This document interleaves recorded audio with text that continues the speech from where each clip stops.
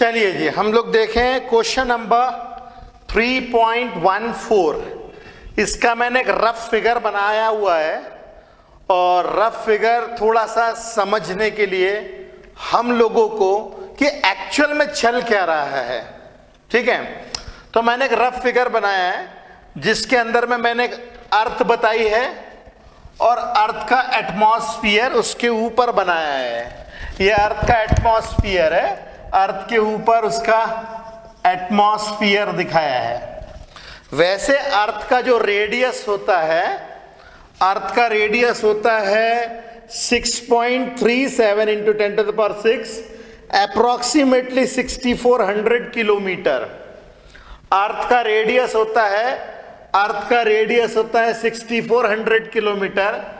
और जो कि हमारे एटमॉस्फेयर की जो थिकनेस होती है, एटमॉस्फेयर की थिकनेस बहुत हो गया 400 किलोमीटर होती है। ये जो थिकनेस होती है बहुत हो गया 400 किलोमीटर होती है, 400 किलोमीटर्स। तो उसके हिसाब से अगर ये 6400 किलोमीटर है तो फिगर में ये 400 किलोमीटर दिखाना गलत रहेगा। मगर चूंकि मैं फिगर अच्छे से बनाना चाहता हूं इसीलिए मैंने ऐसे किया। अदरवाइज रियल फिगर जो होगा वो कुछ ऐसा होगा। अगर अर्थ मेरा ये है तो उसका एटमॉस्फेयर मुझे ऐसे बनाना पड़ेगा, कुछ इस तरीके से। ये बहुत थिन एटमॉस्फेयर होता है। If this is 6400 kilometre then this is equal to 400 kilometre. ठीक है, मगर मुझे चूंकि दिखाना है फिगर में, सारी चीजें अच्छे से डिपिक्ट करनी है, इसीलिए मैंने ऐसा फिगर बनाया है। ओके, तो मैंने इस फिगर में अर्थ और उसका एटमॉस्फेयर दिखाया है। अर्थ का रेडियस है लगभग 6400 किलोमीटर और एटमॉस्फेयर की थिकनेस लगभग 400 किलोमीटर है। अब हम देखते हैं क्वेश्चन में क्या है। The earth surface has a negative surface density of 10⁻⁻⁹ coulomb per metre square. Earth के ऊपर सरफेस चार्ज डेंसिटी दी हुई है -10⁻⁻⁹ कूलम पर मीटर स्क्वायर। ये बहुत कम चार्ज है, वो भी निगेटिव। ओके, अब ये बोल रहा है the potential difference of 400 kilovolt between the top of the atmosphere and the earth surface result in current of only 1800 ampere. Earth का जो टॉप है, अर्थ का जो टॉप है जिसे हम लोग आयोनोस्फीयर कहते हैं, अर्थ का जो टॉप है जिसे हम लोग आयोनोस्फीयर कहते हैं, उस आयोनोस्फीयर और अर्थ सरफेस के बीच में लगभग पोटेंशियल डिफरेंस होता है 400 किलोवोल्ट। मतलब 4 के आगे 2 0 और ये 3 0 और total 5 0, 4 lakh volts, 4 lakh volt. ये होता है 4 लाख वोल्ट्स पोटेंशियल डिफरेंस होता है आयोनोस्फीयर और अर्थ सरफेस के बीच में, जिसके कारण क्या होता है 1800 एम्पियर्स का करंट लगातार चलता रहता है। तो आता क्यों नहीं है? क्योंकि इसके बीच में एयर है और एयर नॉन कंडक्टिंग होती है। करेक्ट है, एयर नॉन कंडक्टिंग होती है। हाँ, मगर बरसात के मौसम में ये आ जाता है। कभी कभी जब एयर की कंडक्टिविटी थोड़ी सी बढ़ जाती है तो ये जो है अपने को थंडर स्टॉर्म के फॉर्म में दिखने लगता है, बिजली कड़कने लगती है, ऊपर से नीचे कभी कभी आता है, मगर वो भी कभी कभी। ठीक है, चलता तो हमेशा रहता है मगर दिखता कभी कभी है। ओके, तो करंट लगभग 1800 एम्पियर का फ्लो करता रहता है over the entire globe. Globe में 1800 एम्पियर्स का करंट लगभग चलता रहता है फुल टाइम, हमेशा। मगर आता हुआ केवल तभी दिखता है जब बरसात का मौसम होता है, हमेशा ये नहीं दिखेगा। Okay, if there were no mechanism of sustaining atmospheric electric field, अगर मान लीजिए कि हमारे एटमॉस्फेरिक इलेक्ट्रिक फील्ड को सस्टेन करने का कोई मैकेनिज्म नहीं है। वैसे तो है, मैकेनिज्म कौन सा है?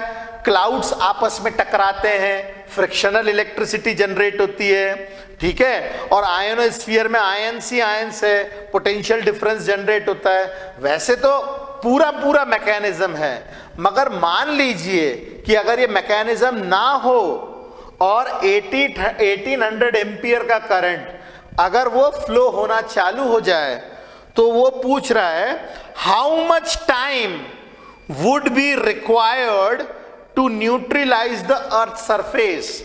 अर्थ सरफेस को न्यूट्रलाइज करने में कितना टाइम लगेगा। न्यूट्रलाइज करने के लिए मतलब पूरा का पूरा चार्ज जो है वो फ्लो हो जाएगा, वो चार्जलेस हो जाएगी हमारा अर्थ और उसका एटमॉस्फेयर, और इसके लिए पूरा का पूरा करंट फ्लो होना चाहिए अर्थ के सरफेस में, इस तरीके से करंट जाना चाहिए। और जब वो इस तरीके से करंट जाएगा तो टोटल पूछ रहा है कितना टाइम लगेगा।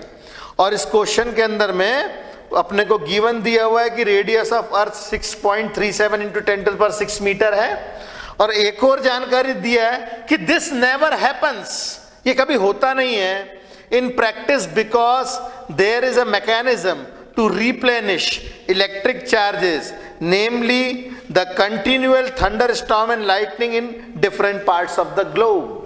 ये रिप्लेनिश करता रहता है अपने चार्जेस को, रिफॉर्म करता रहता है, इसीलिए ऐसा हो तो नहीं सकता, मगर मान लीजिए हो जाए तो कितना टाइम लगेगा वो हमसे ये पूछ रहे हैं। तो ये क्वेश्चन का बेसिक लॉजिक है। अब हम इस क्वेश्चन को सॉल्व करते हैं। अब इस क्वेश्चन को सॉल्व करने के लिए हम लोग स्टार्ट करते यहीं से। हमारे पास में सरफेस चार्ज डेंसिटी दी हुई है 10⁻⁹। तो सरफेस चार्ज डेंसिटी जो होती है, सिंस सरफेस चार्ज डेंसिटी होती है charge per unit area, correct, surface charge density होती है चार्ज पर यूनिट एरिया, और चार्ज होता है करंट इनटू टाइम। तो हम लोग टाइम निकाल सकते हैं सिग्मा इंटू A/I, और सिग्मा हम लोगों को क्वेश्चन में दिया हुआ है 10⁻⁹, केवल मैग्नीट्यूड लेंगे, और एरिया जो है वो अर्थ का एरिया लेंगे 4πr², मतलब 6.37 इंटू 10⁻⁶ का स्क्वायर, 4πr² अपॉन करंट जो कि 1800 एम्पियर हम लोग को दिया हुआ है। इसको सॉल्व करेंगे तो हम लोग को मिलेगा 283 सेकेंड्स, मतलब 4 मिनट 43 सेकेंड्स। केवल 4 मिनट 43 सेकेंड्स के अंदर में ये पूरा का पूरा चार्ज डिस्चार्ज कर लेगा अपने आप को, और there will not be any ionosphere, हमारा एटमॉस्फेयर जिसमें चार्जेस हैं वो भी खत्म हो जाएगा, और ये पूरा का पूरा केवल 4 मिनट के अंदर हो सकता है।